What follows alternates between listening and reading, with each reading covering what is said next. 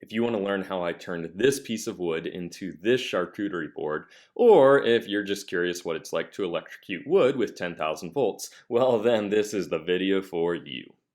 For this project, I'm working on a piece of black walnut live edge wood, and I'm using what's called a Lichtenberg fractal burn machine to make these marks in the wood. And so this is made from a neon sign transformer, and this is literally 10,000 volts going into this wood to make these burn marks that kind of looks like a tree, kind of looks like a lightning bolt, and it's honestly completely random, making it very unique every single time. Now, I do think that it is important to mention this machine is extremely dangerous, and I'm taking many safety precautions that can't necessarily be seen off camera here. So anytime that I move these probes around, I make sure to turn the machine off and completely unplug it, and I actually operate it with a dead man switch. So anytime it's active, I'm standing a far distance away, and I'm always working with rubber gloves on. So it's certainly very dangerous. Don't try it at home, but I do assure you I'm taking many precautions here. Here's what the board looked like after I was done making those burn marks and it was totally dried out.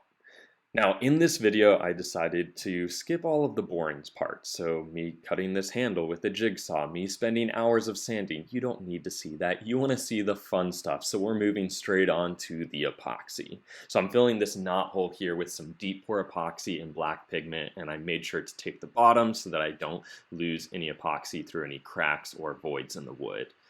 Now, I quickly found out that it was kind of flowing to the burn marks, so I decided to just go ahead and fill all of these burn marks with the same deep pour epoxy and black pigment here. I taped off the sides with some resin tape, but frankly, that proved to not be great. I've found that blue painter's tape really gets the job done.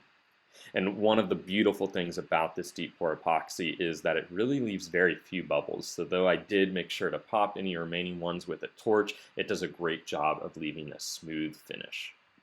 I ended up doing a tabletop epoxy finish for this board, so a water pop really wasn't necessary, but water popping wood grain is just one of my favorite things ever, so I had to give it a shot here just to see what it would look like in the end. And wow, it did not disappoint. I wanted this board to last a long time and be really durable, and this tabletop epoxy helps it to do exactly that. Now, unfortunately, this flood coat here leaves a lot more bubbles than a deep pour, so I had to spend a lot more time with this blowtorch popping those remaining bubbles, but it was able to get the job done. After that, I did, wow, so much sanding on this board, and then just some cleanup with some rubbing alcohol helps to get all of that dust off, and then I used one last finish here, some Danish oil. That just adds another layer of protection for this board and really helps that grain shine. It was right after I applied this last coat of finish here that I noticed a big problem. Now here you can see there's a part of the board where the epoxy just soaked in a little differently, and so there's some really abnormal coloring, and I really couldn't see this until the very last coat of finish.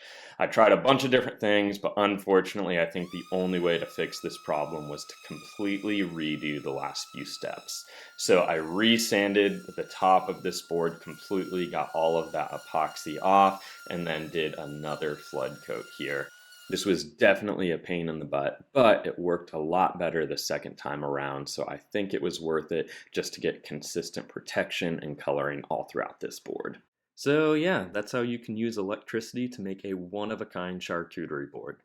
And if you like this board, it's actually for sale right now on my Etsy shop, so you can find a link to that below in the comments or on the YouTube page. But regardless, thanks for watching, and hey, have a swell day.